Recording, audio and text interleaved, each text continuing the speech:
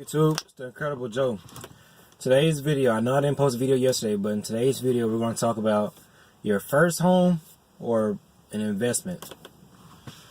To me, I feel like this is very controversial because to me it depends on your age, to be honest. If you're young like me and you're looking to get a large return on your money, make your money work for you, stop working for other people, do large things, go on vacations, buy nice things, buy big things. To me, putting your money to work for you would be the smarter thing to do. But different shows with different folks. Not everybody wants to be an investor. Not everybody wants to deal with that hassle. Like I said, it's not necessarily just real estate, but anything. Cryptocurrencies, stock markets. Mutual fund, it is what it is. So, but in this specific, circumstance, we're talking about real estate investing versus your first home.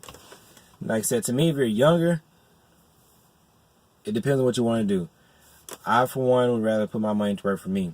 If you're older, and when I say younger, I mean anywhere from, 18 to 40, okay? But 40 and up, you may want to go ahead and get your first home.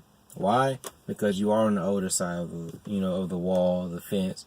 So you want to start enjoying those things more with your family, taking more time out to cut your grass, or get your home pressure washed, or just say that it's yours, and you're not having to worry about other things going on. And you may not be worried about making your money work for you at that point, because maybe at that point you're retired, or you're getting ready to retire, or it's your dream home. You saved up because you wanted that specific home. You wanted to build this way, so you've been renting since you were 20, and now you're 50. So and there's nothing wrong with that. Some people feel like renting is the way to go. They feel like buying a home is just a waste of time, waste of money, with all the taxes, etc., etc.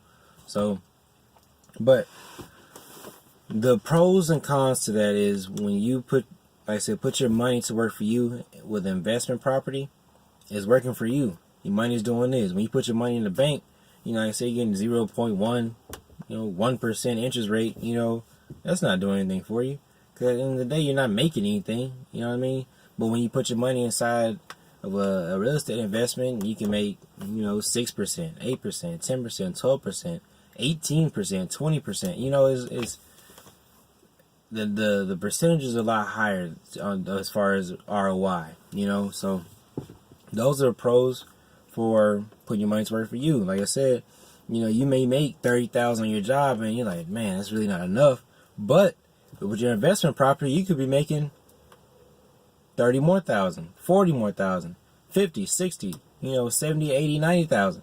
That $30,000 job could really be a side job at that point, or you could just quit, period, and start really indulging your investments and taking it from there. That's another pro with investment property.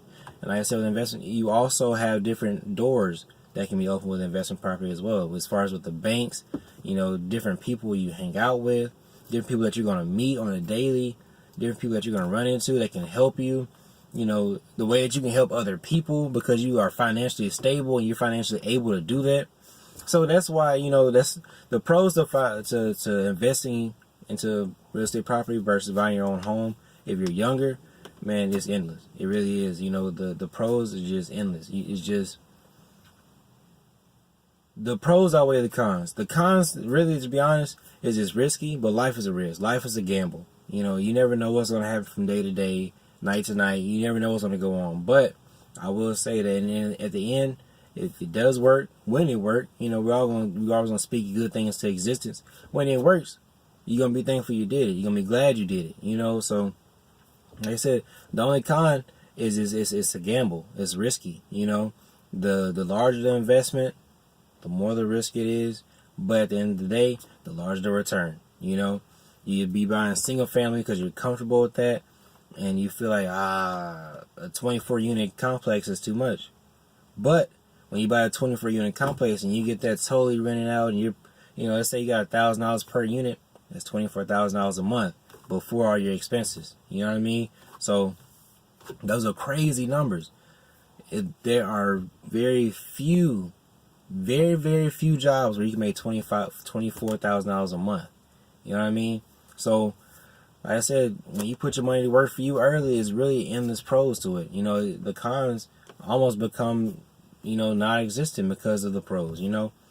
Now the pros to buying your own home, your first home, it's just a sense of pride, a sense of dignity at that point, because I did that. I worked hard for that. You know what I'm saying? My family can enjoy this. We can come home to our house, or I can come home to my house and do what I want to do. There is no more, the landlord popping up, hey, the rent's due. It is no more of that. No more, hey, why have you mowed the grass? No more of that kind of stuff. You mow the grass and you feel like it. It's your house, so that's a large pro to it. You do what you want to do. At that point, it's almost like starting a legacy. You can leave that house behind to your kids.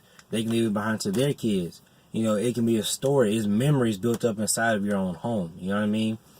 I say that's a very, very large pro to having your own home. I say, and it also opens the doors to, if you want to get into real estate investing, you can do that later on, through your own home. You can let your equity build up in your home, and you can sell it, or you could refinance it, or you can get a HELOC or whatever. You can get started that way. So some people would rather do it that way. It's a little bit slower, but some people would rather get started that way. But that's one pro to owning your own home first before buying, real estate property. The second pro would have to be comfort. You're comfortable in your own home. You're always comfortable in your own space. That's another reason why a lot of single families are going to go before multifamilies. You're comfortable in your own home. Like I said, it's your home. You do what you want to do. It's you. You know what I mean? If you got land, you can walk outside butt naked. You don't have any neighbors. You do that. You can't do that in an apartment complex, though. Probably go to jail. So the cons to it, though, is at that point, it's not necessarily a performing asset. It's a liability, because it's not making you any money. So if you have a home and it's costing you $1,200 a month in upkeep for your home, that's a liability. That's steady coming out of your pocket every month. It's not making you $1,200 a month. You're spending $1,200 a month. So that could be a con for a lot of people that look at it negatively. Me personally, I do. I don't see it being a big deal once you've gotten to the points where you're okay. I'm comfortable with this. I can do this. I can handle it. It's no big deal. So that's one major con, because a lot of people don't understand that it is a liability, and it's not necessarily a performing asset. Not necessarily. I guess if your equity is building up, and your house is worth over $100,000, and you got $100,000 with equity in it, whatever. Okay, I guess you can kind of say you're somewhat paying yourself to live in there, but at the end of the day, it's still a liability. It's not performing for you. That's a large con. That's really one of the only cons I can say that's associated with owning your own home, your own home, your first home, like I said. So, but it all comes down to where we are personally, where we stand as far as our financial goals, where we stand mentally. And like I said, a lot of people aren't really caring too much about the real estate and the investing and this and that, because it's a lot of headache for a lot of people. No one wants to. A lot of people don't want to deal with mortgage paperwork every 4 times a month. You know what I mean? Because that's pretty sturdy. That's steep. You know what I mean? Not everybody want to deal with it. So it just depends on how you feel personally as far as diving into either one of those fields. Some people, like I said, I know guys that swear by, why would I buy my own home? It's just me. Why would I do that? But pay taxes for no reason. I can't, get up and move when I want to. I got to focus on selling it.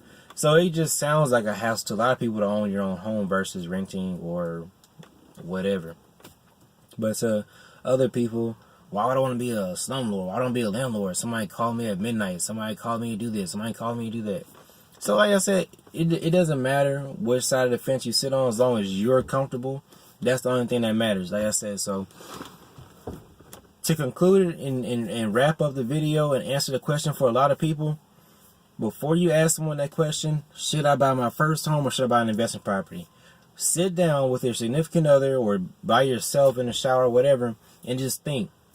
1, am I prepared to buy a rental property or investment property? When am I prepared to buy my own home? 2, am I ready for the hassle of becoming a landlord? Am I ready for the hassle of owning my own home and it not performing for me?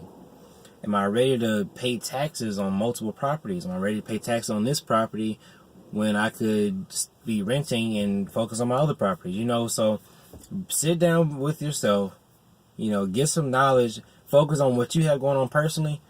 And to be honest, you don't even have to ask anybody else to answer for it because you're going to come up with it on your own.